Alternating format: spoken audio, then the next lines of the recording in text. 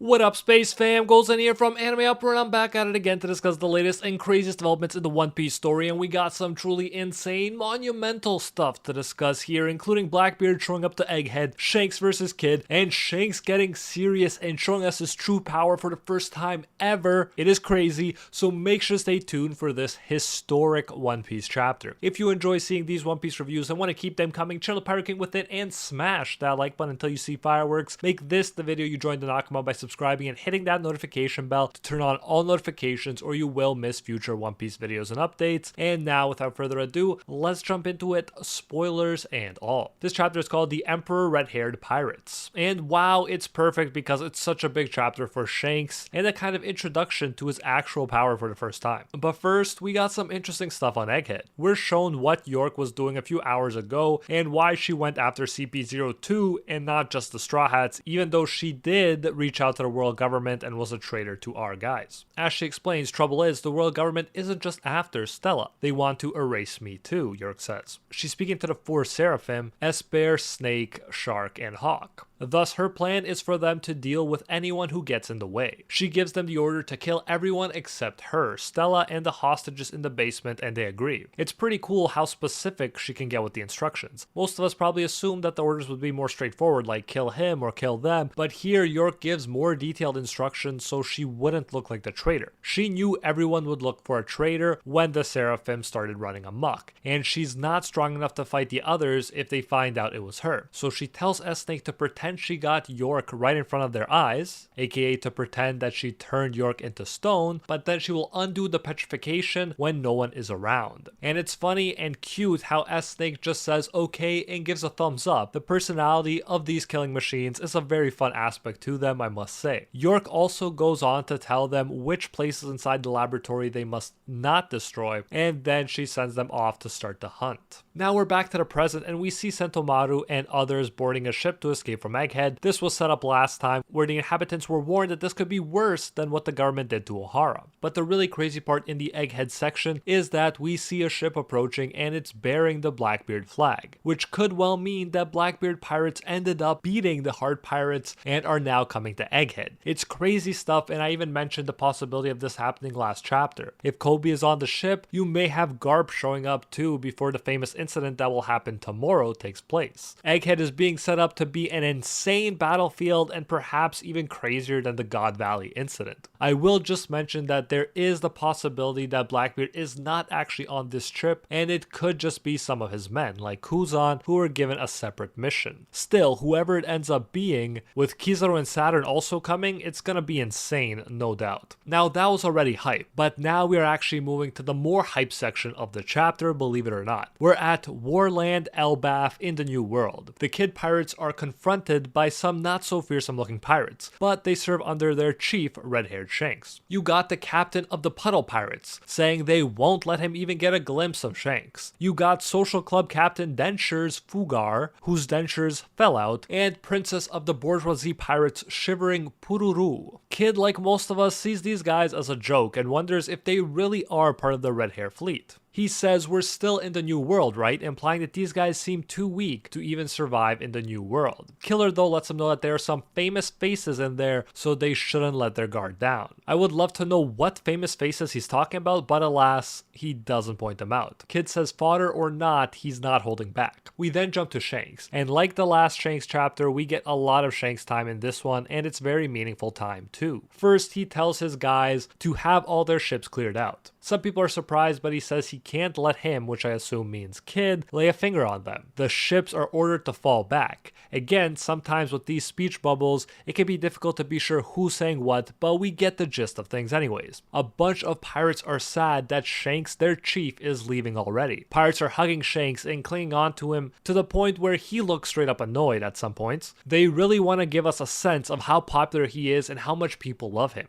He says it was just a short stay here, but he stayed for too long and look, this hotshot, meaning Kid, ran into him. He says again, now make way and get your ships out of the way. This is like the Beatles peak Beatlemania tried to make their way through a crowd full of fangirls into their car. And it's fitting because it's the same for us fans, we always fanboy and fangirl over Shanks. As Shanks boards, we get a bunch of speech bubbles from those watching him board, including quotes like, why are our fleets famous for being weak, and thanks to you, we have survived and are protected by your flags. So it seems these guys are less Shanks' elected fleet and more just pirates saved because Shanks protects them, and so they love him and want to return the favor even if they aren't that strong. Of course, Shanks wants him to clear the way so he can take care of Kid and none of them will get hurt. The dude definitely carries a heavy burden of a lot of people, whether he shows it or not. It's funny how he still jokes around saying to one, you better watch out for your health rather than enemies, you old hag. And she laughs and responds, shut up, you chief bastard. It's humorous but shows what Shanks is all about, wanting to help all of these people rather than seeing what he can get from them. In this sense, he's like an anti-Blackbeard. Lucky Roo tells him, it's alright boss, we'll take care of it, and Shanks responds, hey, that's a 3 billion bounty we're talking about, don't underestimate the growth rate of the youngsters. And it's another example of bounties just not being that big of a deal or accurate, since there's only about a billion bounty difference between Kid and Shanks, but we know it's like night and day with these two. And like I always say, Luffy should have a much higher bounty when he beat Kaido alone than Kid and Law, who had to team up to beat Big Mom. But what can you do? Nothing except criticize the world government for their inaccuracies when it comes to bounties. Remember last chapter, Shanks gave them a way out. They could surrender and hand over their world poneglyphs, but Kid didn't, and now he's gonna have to face Shanks' wrath. Shanks still wants to be fair though, and asks if it looks like their wounds from Wano have already healed. Usopp's dad says Kid looks fine and adds that it looks like he's itching for a fight. So Shanks just says, if that's the case, it's fine. Shanks is still interested in the Blackbeard pirates, obviously, that's an ongoing interest of his, and asks if there are any updates on Blackbeard, and is told nah, but he's definitely left Pirate Island though. So again, could be him approaching Egghead, that would be crazy. Shanks says he thought Blackbeard would show his face at Wano, which is funny for me because I, like a lot of fans, thought the same, so nice to see someone reflect that sentiment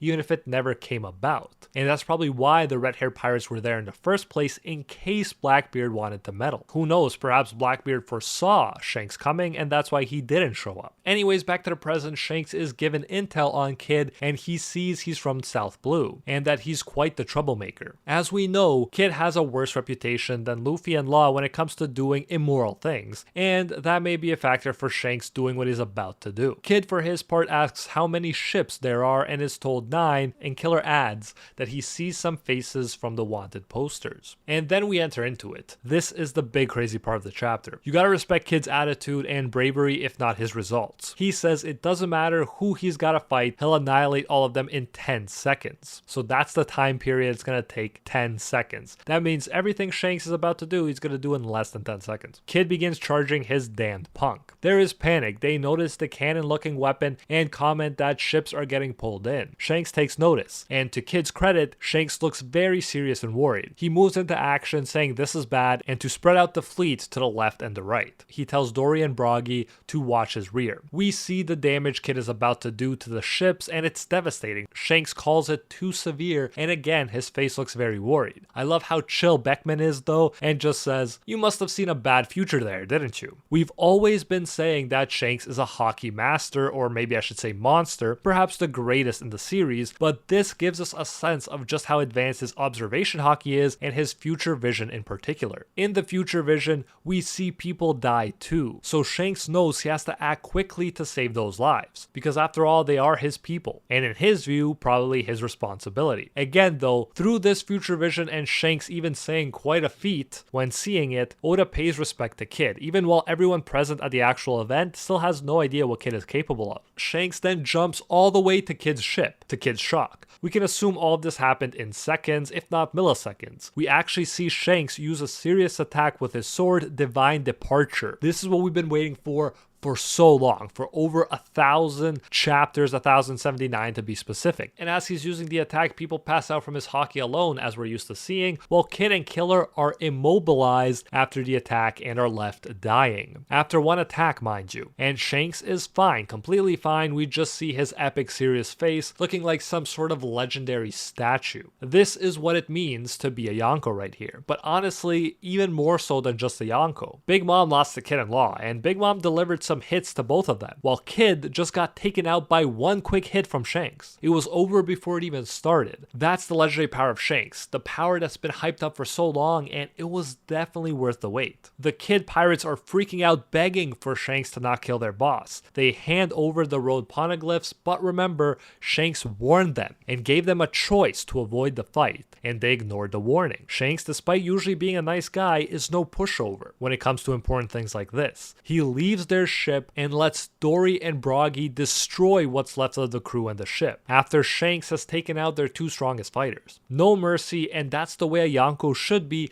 especially after giving the warning. I like the reference to the first chapter too. It was amazing, as Dory and Broggy say, "You little runts, if you point a loaded gun at someone's hometown, be prepared to suffer the same fate, okay?" Their attack utterly destroys what's left of the crew and the ship. The narrator tells us that the Kid pirates, spearheaded by the 3 billion berry bounty Eustace Captain Kidd, were utterly destroyed. And we just see Shanks' serious face as he's called an absolute powerhouse. If there was any doubt whether or not Shanks is strong by Yonko standards, I hope this clears it up for everybody. From the outside, the dude just took out Kidd, a dude with a 3 billion bounty, and his crew in seconds before they could even get an attack off. It is only because Oda gave us a view of Shanks' future vision that we can have some respect for how powerful Kid's attack would have been. But wow, as someone who liked Kid, who enjoyed his character and his dynamic with Luffy and everybody else, it's kind of sad to see him go, but I obviously like Shanks way more, so if it serves to hype up Shanks,